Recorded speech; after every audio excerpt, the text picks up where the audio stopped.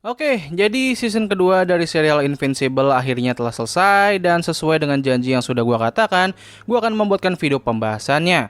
Buat kalian yang nggak tahu, Invincible ini merupakan sebuah serial animasi bergenre superhero yang menceritakan seorang pahlawan muda yang bernama Mark Grayson, aka Invincible, di mana ia memiliki impian untuk bisa menjadi seperti ayahnya, yaitu Omni-Man, aka Nolan Grayson, yang merupakan pahlawan nomor satu di bumi. Nah, tapi tanpa Mark ketahui, ayahnya ini sebenarnya merupakan seorang ras alien yang memiliki tujuan untuk menguasai bumi. Setelah Mark mengetahui hal tersebut, ia sempat berkonfrontasi dengan ayahnya yang berujung dengan sebuah bencana yang sangat dahsyat yang mengakibatkan kerusakan dan kematian massal di berbagai tempat. Tapi pada akhirnya, Nolan menyesali perbuatannya dan memutuskan untuk pergi dari planet bumi sambil meninggalkan istri dan anaknya yang kini sedang dalam kondisi kebingungan dan juga trauma. Nah, season kedua dari serial ini bakal melanjutkan cerita secara langsung dari season sebelumnya, di mana kita akan diperlihatkan dengan perjalanan Mark yang berusaha untuk menentukan arah hidupnya, entah itu menjadi superhero atau manusia biasa, dan juga semua karakter di sekitarnya mencoba untuk memulai hidup yang baru pasca peristiwa besar di season sebelumnya. Nah, sama seperti season pertama, season kedua ini bakal memiliki 8 episode dengan durasi sekitar hampir 1 jam, dan kita bisa menonton serial ini secara langsung di layanan streaming Prime Video. Nah, tapi untuk season kali ini, mereka tidak langsung merilis full episodenya dalam satu waktu, melainkan mereka membagi season kali ini menjadi 2 core atau 2 part. Episode 1-4 dirilis pada bulan November sampai Desember di tahun 2023, sedangkan untuk episode kelima sampai episode ke-8, mereka merilisnya pada bulan Maret sampai bulan April di tahun 2024. Nah, buat kalian yang suka menonton anime-anime modern seperti Attack on Titan, Boku no Hero, dan sebagainya, pastinya kalian sudah tidak asing dengan hal ini. Yes, kebanyakan anime-anime zaman sekarang yang memiliki total episode sekitar 24, pastinya bakal memiliki 2 part atau 2 core. Nah, keputusan yang dilakukan oleh Prime Video terhadap season kali ini jelas memicu kemarahan dari berbagai pihak. Banyak yang berpendapat bahwa tindakan yang mereka lakukan ini malah membuat hype dari serial Invincible akhirnya mulai meredup dan bahkan sampai sempat menghilang.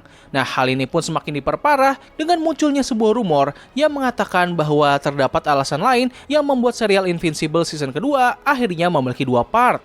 Nah, tapi sebelum masuk ke sana, alangkah baiknya kita melihat terlebih dahulu kualitas yang dimiliki oleh season kali ini. Unlimited power! No! Kalau dari segi cerita, buat gua season ini memiliki cerita yang cenderung terasa lebih lambat dan gak seintens season sebelumnya.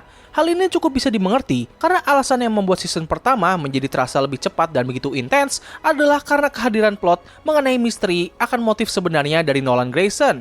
Di sepanjang season, kita benar-benar dibuat bertanya-tanya apa motif sebenarnya dari Nolan ini, dan kita pun seperti sedang dipacu oleh waktu untuk bisa cepat-cepat menemukan jawaban tersebut sebelum Nolan akan melakukan tindakan kejinya kembali. Nah, sedangkan untuk season kedua, season ini awalnya dibuka dengan sebuah cerita yang berfokus pada aftermath dari kejadian besar di akhir season pertama. Cerita ini lebih berfokus pada efek dari setiap karakter terhadap kejadian tersebut dan melihat bagaimana mereka menghadapi situasi baru ini. Hal inilah yang membuat season kali ini terasa begitu lambat daripada season sebelumnya, karena ya season kali ini emang gak berpusat pada aspek misteri. Nah, tapi gue pribadi sebenarnya cukup suka sih dengan arahan cerita ini. Buat orang-orang yang suka dengan narasi yang dibangun secara perlahan dan juga lambat, pastinya kalian bakal merasa enjoy sih dengan jalan cerita pada season kali ini. Tapi buat kalian yang lebih suka dengan adegan full action dan juga sadis, well, season kali ini mungkin kurang begitu cocok untuk kalian. Oh ya, gue lupa menyebutkan kalau di season kali ini mereka juga menambahkan unsur multiverse di dalam ceritanya. Tapi tenang aja, sejauh ini konsep multiverse-nya nggak begitu kompleks. Ini baru pengenalan saja dan hanya ditunjukkan pada awal dan juga akhir season, dan sekaligus ini juga merupakan pengenalan dari salah satu karakter villain yang paling ikonik dari cerita Invincible. Nah, kalau dari pengembangan karakter, well, bisa dibilang ini merupakan nilai terbesar yang dimiliki oleh season kali ini. Seperti yang sudah gue katakan sebelumnya, season kedua lebih berfokus pada pengembangan karakter dan mereka benar-benar menghadirkannya dengan sangat luar biasa. Apa yang gue suka dari pengembangan karakter di season kali ini adalah mereka nggak hanya berpusat pada Mark dan juga keluarganya saja. Hampir semua karakter sampingan di serial ini juga memiliki porsi ceritanya tersendiri yang membuat kita menjadi lebih terikat dan mulai menaruh rasa simpati kepada mereka. Sebut saja karakter Rex yang menurut beberapa orang merupakan salah satu karakter dengan pengembangan yang paling fenomenal di season kali ini.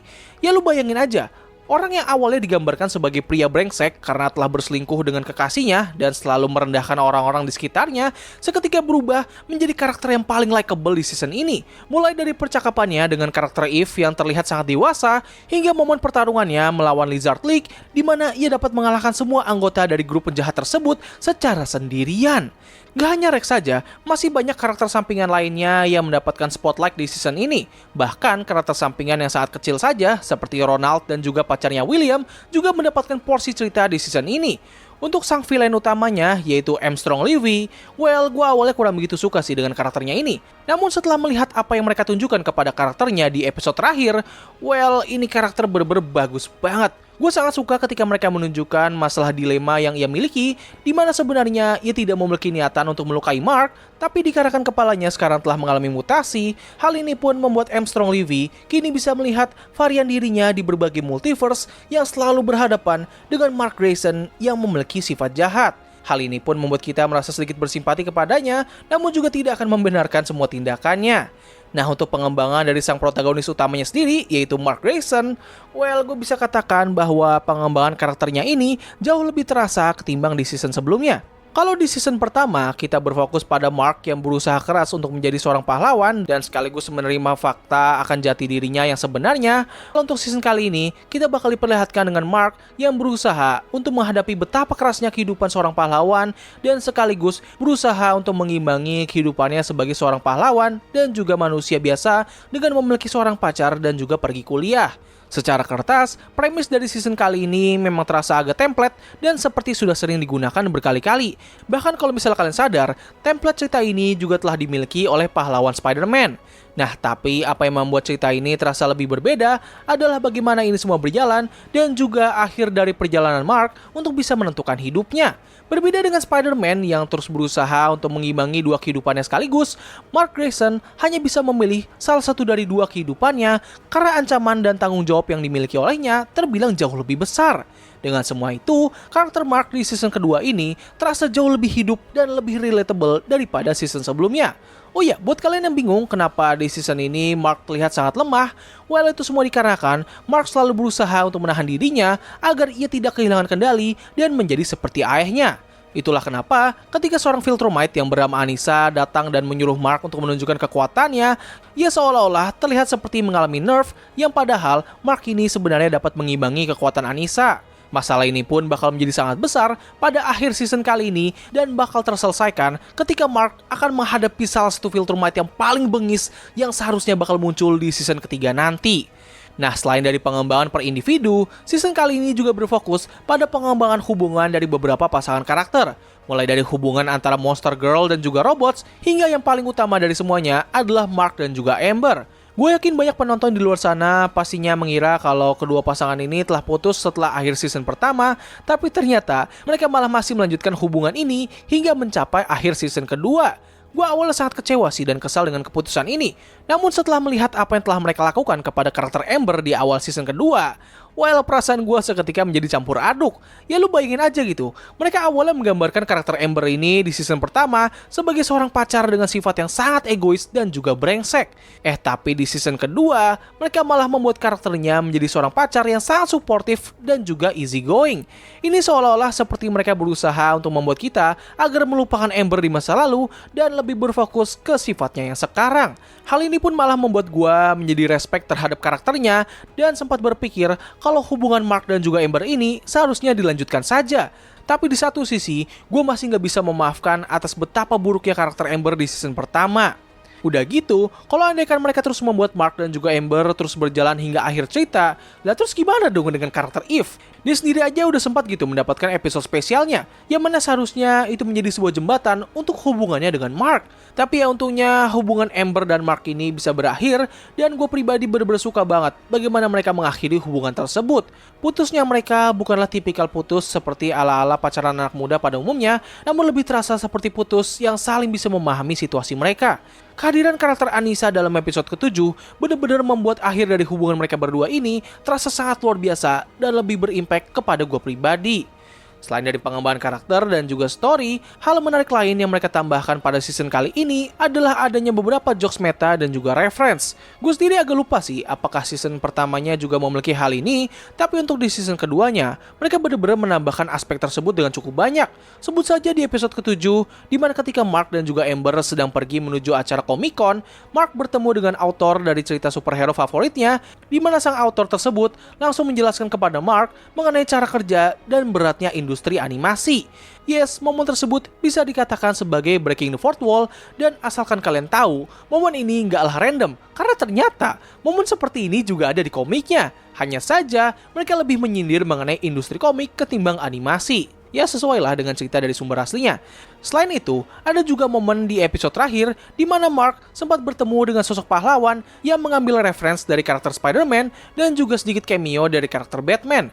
Sama seperti jokes di episode ke-7, momen ini juga sebenarnya ada di buku komiknya, dan malahan di komiknya sendiri, Invincible sempat melakukan crossover dengan karakter Spider-Man yang asli. Menurut kabar yang beredar, pihak Prime Video sebenarnya sudah berusaha keras agar hal tersebut bisa terjadi, tapi sayangnya mereka nggak bisa mendapatkan izin untuk bisa menambahkan karakter Spider-Man di serial ini.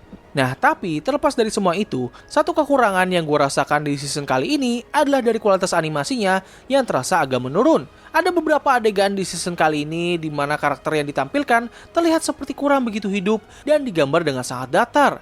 Nah, kebanyakan masalah ini muncul pada momen santai ketika dua orang karakter sedang berdialog. Untungnya, masalah ini tidak begitu kelihatan ketika adegan pertarungannya.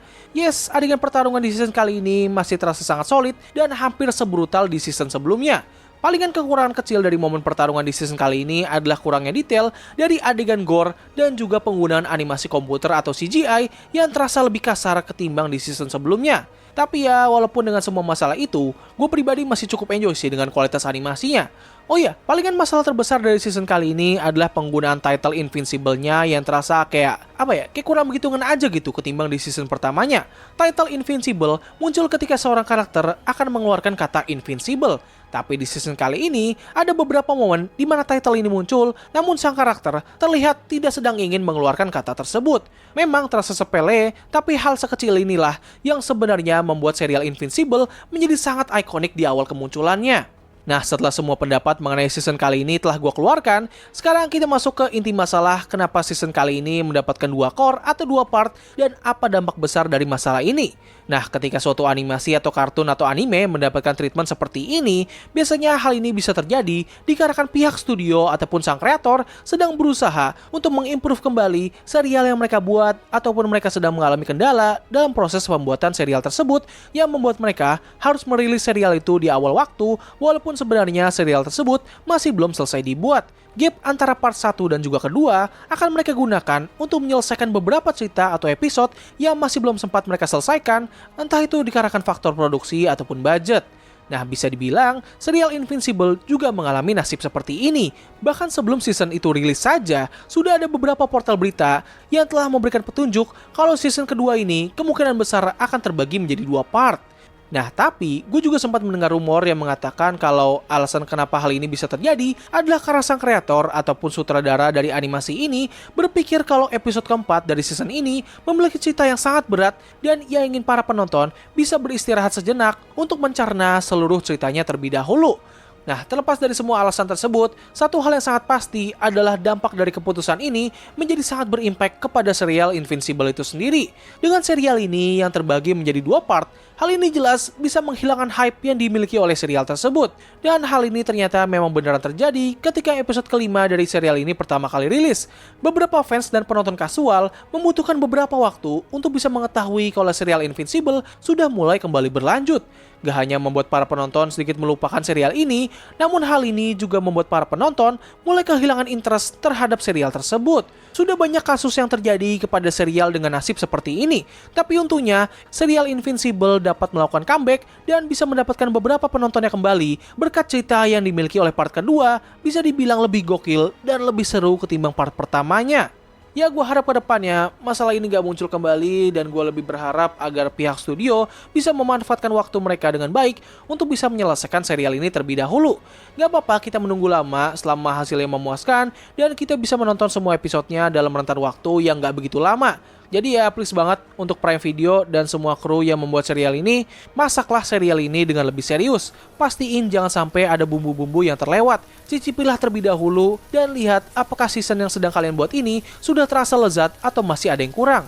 Pastikan porsinya cukup untuk kita para penonton dan jangan sampai kalian harus memasaknya 2 kali untuk menyajikan hidangan yang sedang kalian buat. Anjir, gua habis ngomong apaan sih? Jadi ya yaudahlah. Nah, jadi gimana menurut kalian mengenai season kedua dari serial Invincible? Apakah kalian suka dengan season kali ini atau tidak? Tulis pendapat kalian. Jadi terima kasih atas waktu yang telah kalian luangkan untuk menonton video gua. Gua undur diri, sampai ketemu lagi di video selanjutnya. Bye.